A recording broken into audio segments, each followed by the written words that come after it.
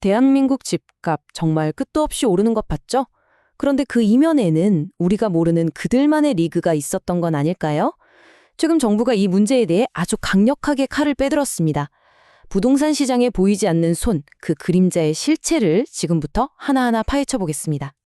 우리 모두 내 집 마련이라는 꿈을 꾸면서 열심히 살아가잖아요. 다들 같은 출발선에 서 있다고 믿고요.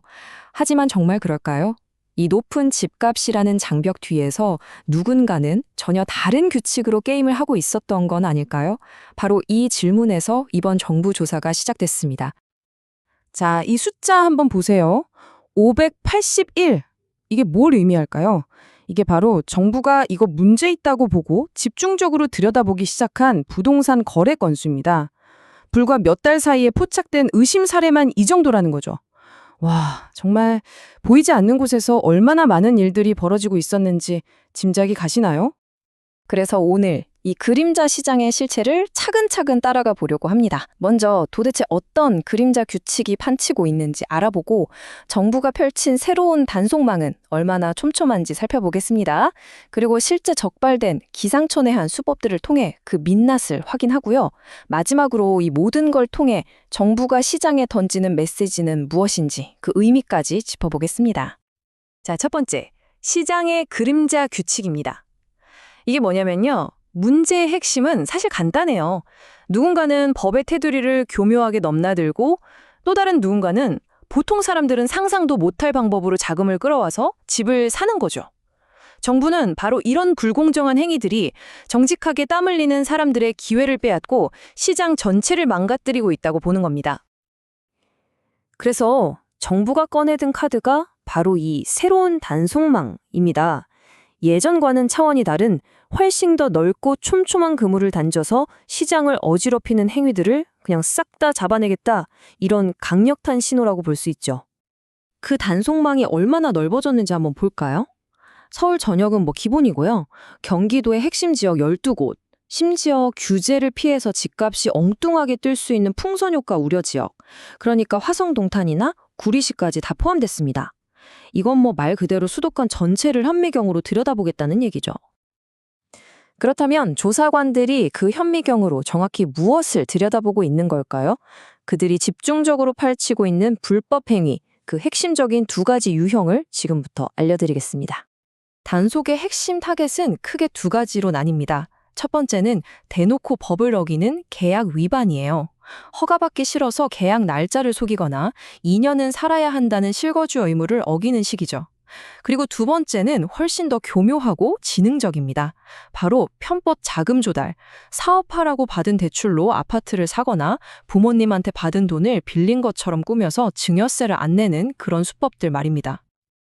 에이, 설마 진짜 그런 일이 있겠어? 라고 생각하실 수도 있어요.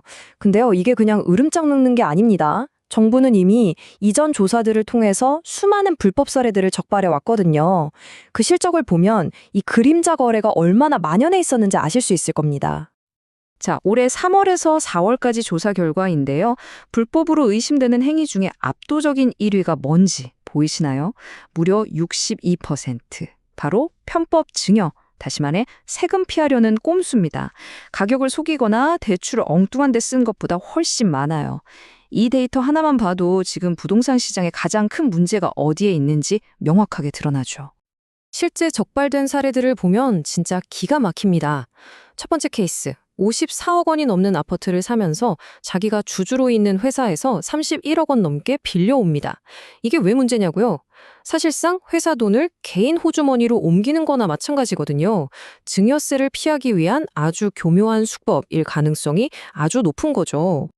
두 번째는 사업자 대출을 이용하는 겁니다.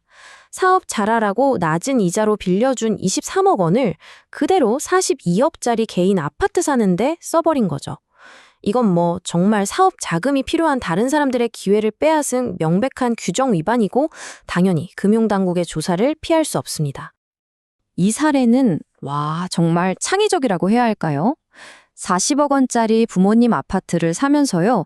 그 집의 부모님을 세입자로 앉히고 25억 원짜리 전세 계약을 맺는 겁니다. 실제로는 돈 한 푼 안 오가고 증여세 없이 자산을 물려주려는 아주 지능적인 수법인 거죠. 그리고 마지막은 가장 고전적인 수법이죠. 바로 다운 계약서입니다. 실제로는 6억 3천만 원에 거래해놓고 서류에는 5억 8천만 원에 했다고 거짓으로 신고하는 거예요. 왜 이러겠어요? 당연히 그 차액 5천만 원에 대한 양도소득세랑 취득세를 안 내려고 하는 뻔한 탈세 수법입니다. 자, 이렇게 온갖 꼼수를 쓰다가 적발되면 과연 어떤 대가를 치르게 될까요?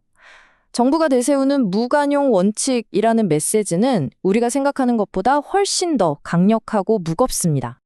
처벌 절차는 한마디로 가차없다입니다. 일단 적발되면 위반 내용이 국세청과 금융위원회로 바로 통도되고요. 편법으로 받은 대출금은 즉시 회수됩니다. 그리고 당분간 어떤 새로운 대출도 받을 수 없게 막히죠. 마지막으로 가장 무서운 거, 바로 세무조사가 시작됩니다. 숨겼던 세금에 무거운 과태료까지 그야말로 탈탈 털리게 되는 겁니다. 국토교통부 관계자의 이 한마디가 모든 걸 요약해 줍니다. 무관용 원칙으로 엄정히 대응하겠다. 방금 보신 그런 강력한 처벌들을 단 하나의 예외도 없이 적용해서 불법 행위가 시장에 발 디딜 틈조차 없게 만들겠다는 사실상의 선전포고인 셈이죠. 자, 이제 마지막 질문이 남았습니다. 정부의 이 강력한 단속이 과연 헝클어진 부동산 시장을 안정시키는 해결책이 될 수 있을까요? 아니면 오히려 이 단속을 피하기 위해 더 교묘하고 더 은밀한 그림자 규칙이 생겨나는 또 다른 창과 방패의 싸움이 시작되는 걸까요? 이 줄다리기의 결과가 앞으로 우리 부동산 시장의 미래를 결정하게 될 겁니다.